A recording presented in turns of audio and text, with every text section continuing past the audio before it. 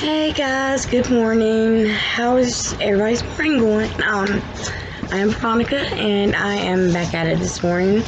I promised to finish up the case on the Sandy Hook Elementary School shooting, and that is what we are going to do this morning. So, with further ado, let's get right into this.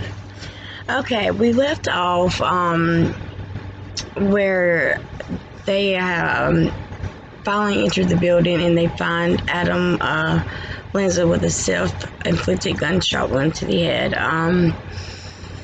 And they see all the carnage that he has caused, all this horrific scene that is going to be basically burned into their brains for the rest of their lives. Can you only imagine this scene that is going on around, like, walking into that is just, I couldn't even imagine that. And, there were 20 kids and 6 adults that were murdered that day. And the kids were like, they ranged from 6 to 7 years old.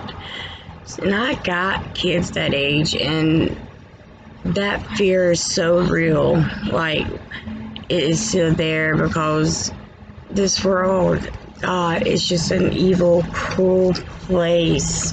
But yeah, that's where we left off at. And as we know, throughout his attacks, he used basically the AR-15 assault rifle on his victims. But whenever he took his own life, he was too cowardly to use such a powerful weapon on himself, so he used a handgun. Saturday Night Special. Anyways, days following, okay, I don't know, I can't remember, but if I did, please excuse me, okay? I cannot remember where I left off, but, days following the attack, the medical examiner of the victims revealed that each victim was shot multiple times, not just once, but multiple times. And then while the police was trying to figure out why Adam came in and did what he did, there was a uproar about the Second Amendment, where, that is, the Second Amendment, I guess, is around guns, gun control, gives America the freedom to have weaponry in their home, and, I think you do have to have a license to have them, but I'm not sure. They have to go and check your record, your criminal records, and your mental health records, supposedly, before they sell you any kind of weaponry. That, I don't know if people, actually abide by that rule, but there are ways around it, and this is a prime example of that, because his mother, Nancy Lanza, is the one that owned these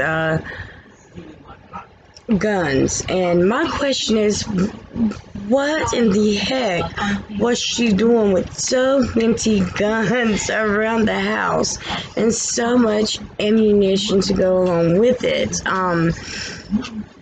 Did she fear her son? Did she fear something? I mean, I know she's not here to answer that, rest her soul, but that is the question in my mind. Like, why do you have so many weapons in your home when at the time you knew your son was having mental health problems, and we will get into that later, because, I wrote down some of the things that they eventually, I guess you could say, diagnosed him with, even though, he is deceased. But 20 students and 6 adults lost their lives that horrific day in December. The three weapons that were mainly used in the attack were an AR-15 assault rifle made by Bushmaster and pistols made by Glock and Sag Saucer. Adam was dressed in all black attire, and he also had a military vest on. Is in the police reports. So I don't know, guys. Roughly 700 students were attending Sandy Hook Elementary School at this time, because it was a K through 4th school. So there were like 700, roughly, approximately 700 students that attend the school. 20 of them died that day, along with 6 adults, and there were quite a few injuries. I believe 22 injuries. Police proved, God, my hair is aggravating me, but anyways, okay. Police moved swiftly and quickly, arriving just 2 minutes and 41 seconds after the first call from Sandy Hook Elementary School reporting that there was a shooting going on, or sounds of bullets or something in the perimeter of the school. So yes, they moved very quickly, guys. It was only 2 minutes and 41 seconds, and they were there, and they were on top of things. As we said, 20 precious angels lost their lives. 6 and 7-year-olds, guys. They were only 6 and 7. Could you imagine being that parent that is at the fire station, because that's where they took the kids to the nearby fire station? Could you imagine being the parent frantically looking for your kid, your 6-year-old, your 7-year-old? You see all the rest of the kids. You see your friends collecting their kids, and you're like, well, where's my kid? And having to get that news that your child will never come home again. Could you imagine what that parent went through? The agony, the pain, the hurt, the anger, just everything mixed in one. I can only imagine. Being a mother myself, I can only imagine the pain and the hurt that them parents went through. And also, the 6 adults that were killed trying to protect these precious angels. One teacher was shot through the door because she was barricaded up against it and trying to keep Adam from entering into their classroom, and she was shot and killed. And unfortunately, that was the whole class that was killed. There was 14 in that class that was killed. It's just friggin' crazy. Okay, guys, let's continue.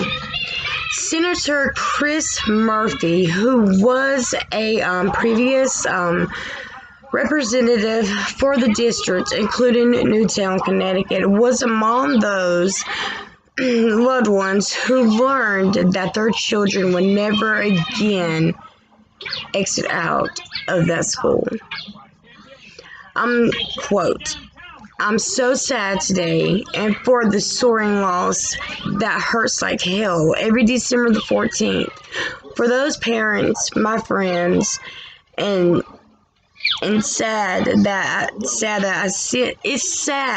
I sent my youngest off to first grade this morning, and that I worked with people who care more about politics than making sure he came home safe." Unquote. I'm not sure I think he lost his, I don't know if because there was Emery Murphy. I don't know if there were like any connection there, or did his son made out. It did not make it clear. But he was the senator of Connecticut at the time, you know, including the Newtown. But many families of the victims had my God, I'm so tongue-tied this morning. Let me redo that. Many families of the victims have started foundations in their kids' names to help other children and become advocates for gun control.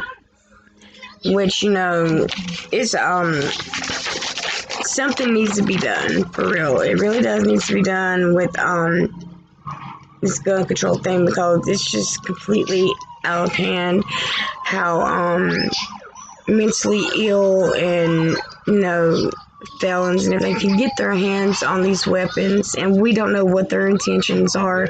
They could say they're going to go hunting, you know, hunting for deer, or, you know, they can just need it for protection. They can just come up with any excuse to get their hands on a weapon and end up doing mass destruction other than what they said that they was going to do with that weapon. In my home, I do not have a weapon. I don't believe in weaponry. I don't like guns because bullets does not have eyes. Like, if you are out just shooting for the fun of it, and let's say a 10-year-old child riding his bike is riding along the sidewalk, and, you know, that bullet does not have eyes and it hits that child, you didn't mean to, but still you were responsible because you knew not to be shooting that gun anyways. So, you know, I don't like guns. Sorry guys, that's my choice, so don't come for me. Don't say nothing smart in the comments, because everybody has the right to speak their mind. So if you want to, you can speak your mind on my comments, in my comment section. I don't care. And I will reply if you want me to, but we're going to keep it very simple and very subdued, because this is a very serious matter that we are discussing. Okay, let's continue. Documents from the crime shed some light on the government's anger, scorn for other people, and his antisocial isolation problem. Years leading up to the shooting, the documents that were forced to be released include several writings by Adam himself. Lanza wrote what appears to be online. I have nothing other than scorn for humanity. I have been desperate to feel and to I cannot even read my own writing this morning, guys. Desperate to feel anything positive for someone for my entire life, he wrote. Let me reread that for y'all, because that was just in a blur, because I was trying to read my own handwriting that I cannot read this morning. Okay, quote. I have nothing other than scorn for humanity. I have been desperate to feel anything positive for someone for my entire life. Unquote. That's what he wrote in his writings. The search of the Lanza home produced a whole bukus of things, guys. For his writings, his journals, it actually gives you an insight into the mind of Adam Lanza, and the mental illnesses that he was struggling with. And, you know, still that is no excuse, but he was sick. He was a very sick individual that needed professional help and that did not receive it. Maybe if he would have received the help that he needed, maybe this crime wouldn't have happened. I'm not positive. I cannot say, because even with people with mental illnesses, even when they do happen to, sorry guys, my phone went off. But people with mental illnesses, even if they do get help, some still commit crimes. some cannot be helped. They say some are too far gone, or some just don't want the help. They don't want to get better. Me, myself, I suffer from bipolar disorder. I'm a major depressant, and I have some kind of personality thing, guys. I guess it's where I talk to myself and answer myself sometimes. I don't know. But before I was diagnosed with that, I would self-medicate myself, I realized, because, I did not like feeling the way that I felt. And, that's when my drug use came in. And we're going to say that for a whole other story. But, I was put on medication for all of that, and it helped. It really did. It helped me because even though I don't take it now, and there are times that I do slip back into my bipolar state. I could be a manic at one point, and then whenever I crash, and I crash, and I turn really depressive, very erratic thinking, but luckily no action was took on that thinking. But mental illnesses are very real, and they're very serious, guys. It's no laughing matter, none at all. Okay, let's move on. Okay. In October 2015, the Supreme Court said that the gunman's personal what did I write? Personal things were being withheld at the time. But they had to be made public because they were not exempt from the opening records law. So basically, what they're saying is during the court documents of the stuff that was seized from ILLNESSES's home, his personal things like his journal, his writings, whatever else they had seemed to found in that home. At the time, they were not wanting to release it to the public. So they took it to court, to the Supreme Court, and in that ruling, it was ruled that they had to make it public because it was not exempt from the, what was it called? I'm telling you guys, it was not exempt from the records law, public record law, which means basically, you cannot keep that personal stuff personal anymore, because the public needs to know, the public got that privilege to know. So, hey. Okay, let's go on. A report by the Connecticut Child Advocate said Lance's severe and deteriorating mental health problems, his preoccupation with violence, and access to his mother's weapons proved to,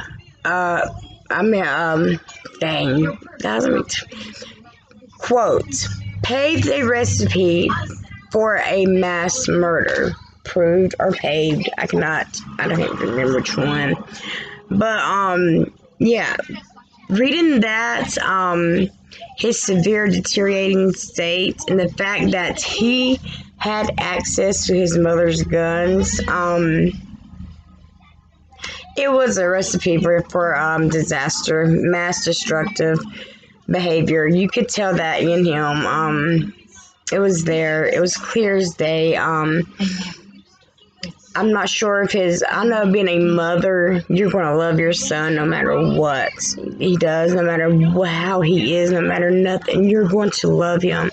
But at the same time, comes to a point where you got to put your foot down sometimes and just be like, look, we're going to go get help. You're going to get the help you need, or blah, blah, blah, blah, blah, or I'm going to put you in rehab. You got to put your foot down sometimes, because look what happens whenever you don't. No, I'm not saying all, because the majority of people that has mental illnesses goes on to live a very successful, productive life. That's 75% of them. The 15% that has a mental illness, either they don't get the help they need, don't take their medication, or just plain out said, fuck the world, basically, but I gotta get a drink, guys, yeah. But yeah, he was, it was there, it was clear as day, guys. Okay, and let's continue.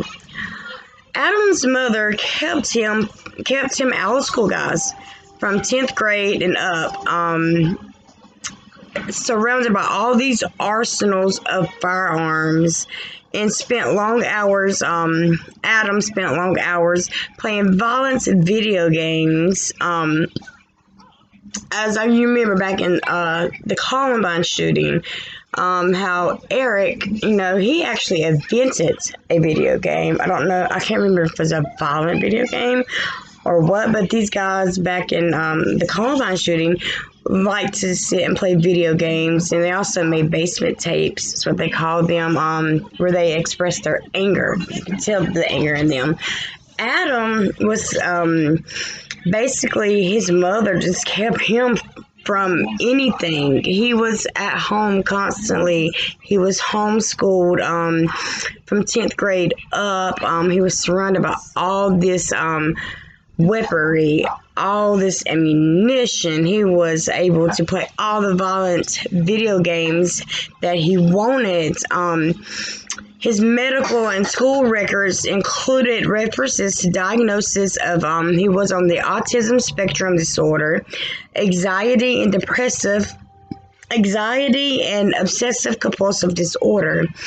That's the only thing that they had in his medical records at the time, which is a severe thing. I have a son, my 5-year-old, he is diagnosed also with autism spectrum disorder. But usually kids with autism are very happy, bubbly. Kids, they don't like for you to help them or to tell them, that they're wrong or something. This is how my son is anyways. They like to, do it themselves. And usually kids with autism usually rock. They will whenever they are content, sway. My son gotta have stuff in his hands constantly. Like, his favorite thing is toilet paper. It may sound weird as hell, because, I thought it was weird, whenever he was actually rocking, whenever he was doing that, since he was able to sit up. He would rock back and he would hit his head like against my wall. And I'm like, whoa. Normal kids don't do this. Something is wrong. So, I took him to the doctor, and they said give it about a year or two and see if he is still doing it. And he's still doing it. Has gotten progressively worse. So we are now seeing, therapists for it, and we want to go from there. Probably have to do behavioral therapy and all that. But let's get back to Adam. He was diagnosed also with autism spectrum disorder. I have not looked at any of the videos yet, and I think I need to do that.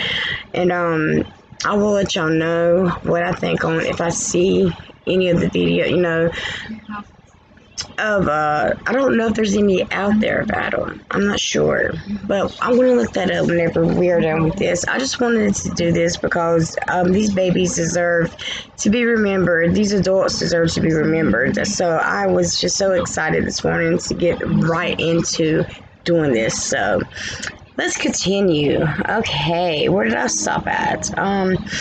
Okay, it became clear that Adam Lanza, from age 3 to 18, was never off the radar, and people people around him, parents, teachers, and counselors at the school that he attended, psychiatrists later tried to figure out what was happening to him.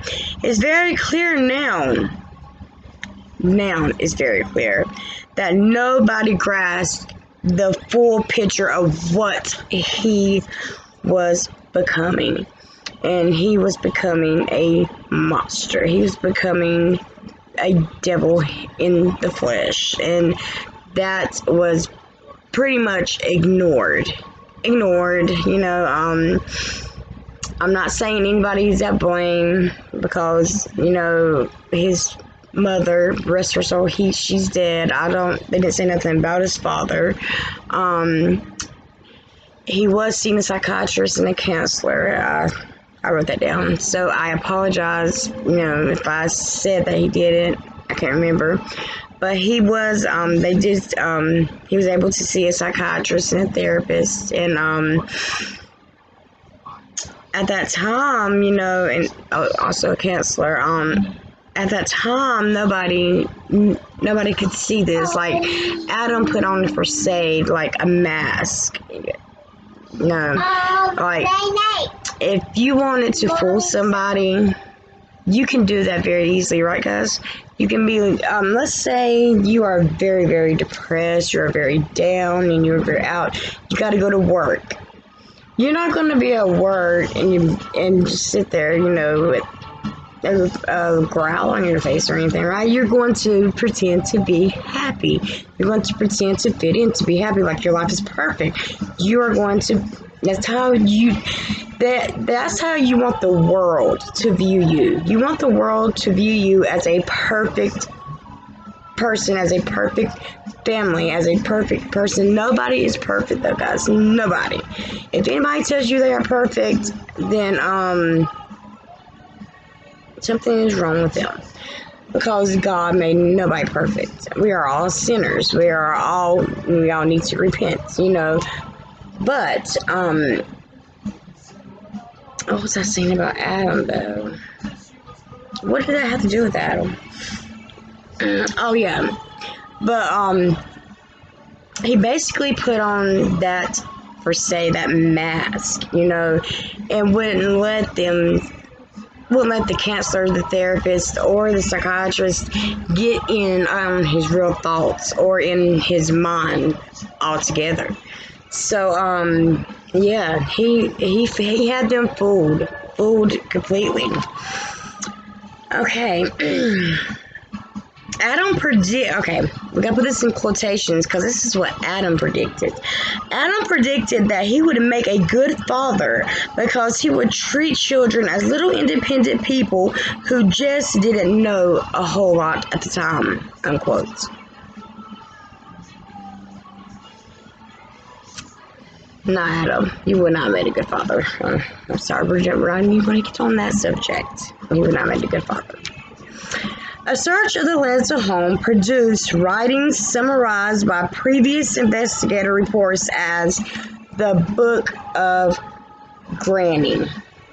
So I'm going to tell you what the Book of Granny is. It's a book that describes violence against children that Lanza and another boy had written back in the 5th grade. Yeah, guys, he read this, and they called it the Book of Granny.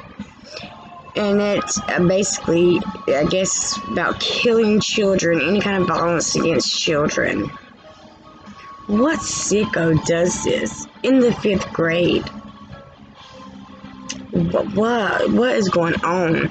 Also, they found a list of mass killings dating all the way back to 1786, guys. Oh.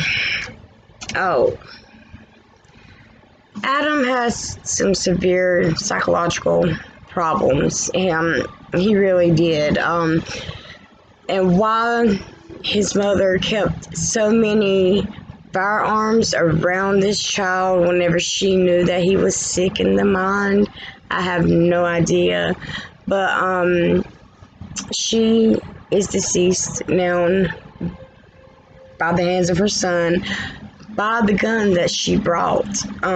He shot her 4 times with the AR-15 assault rifle.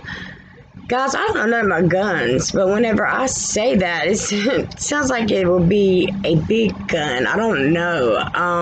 A rifle, I do know, is a long, slim gun. I do know that. But when it says assault rifle, it sounds like something that the police use, the army, being the army would use. Now, I have heard of Glock, and, you know, I heard of pistols, but, you know, all of these are like weaponry that is used in war, that is used, police use, you know. I don't understand why she had all this, guys. And then she had several hundred rounds of ammunition. Was she fearful of her son? I think she was fearful of her son, probably, considering, you know, all the shit that was going on in his brain. She was probably terrified of him. I would be. Honestly, my son ends up, you know, my son was like that, you know, started talking crazy, stuff like that. I think I would fear my son. I think I would have to put him away. I would, guys. I would definitely put him away. In all honesty, I would. Okay, guys, we are going to pay tribute to the victims in this ending of my video. I wrote the names down of all the victims. God rest their soul. These precious angels, they deserved to live, but unfortunately, you had something else in plan for them, God, and that was to be beautiful angels flying with you, bring your children back home to you. But I'm going to pay tribute to them.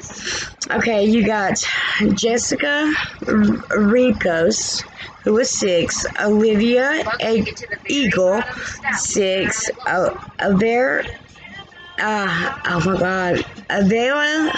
Richmond, 6, Jessica Lewis, 6, Grace Andre McDowell, 7, Noah, 6, Anna Marquise Green, 6, Emily Parker, 6, Charlotte Baker, 6, Catherine Herbert, 6, Josephine Gay, 7, Daniel Braden, 7, James Madeline, I can't say, I'm sorry guys if I say the last name wrong, he was 6, Caroline Pervetti, 6, Allison Watt, 6, okay, Victoria Stetto, 27, Lauren Rousseau, 30, Dawn Hodgesprung, 47, Mary Sherlock, 56, Rachel DeVero,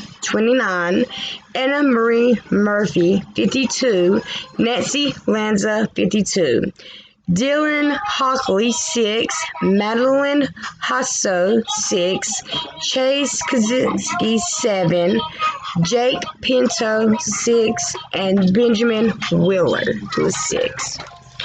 God rest your soul. I am so sorry for what happened to y'all. Y'all did not deserve what happened to y'all. May y'all soul rest in peace. And let's take a moment or two of silence, guys, to remember them by, okay?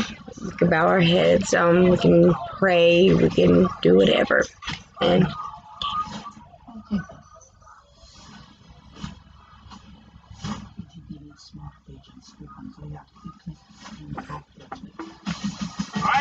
I'm ready to go home now.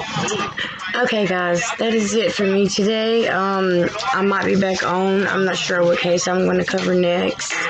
But I will let y'all know in an update video. Until then, remember, be kind, stay beautiful. Love is love. Love everybody. Treat everybody the way you want to be treated. And remember to always put God first. Because if it wasn't from Him, we wouldn't have nothing. Anyways, guys, I love y'all. Don't forget to subscribe to my channel, hit the little notification bell so you can get notified when I make a video. Let's get this channel rolling, guys, because this is something that I am so passionate about and I love doing. Anyways, I love y'all, and I am out of here. Mwah!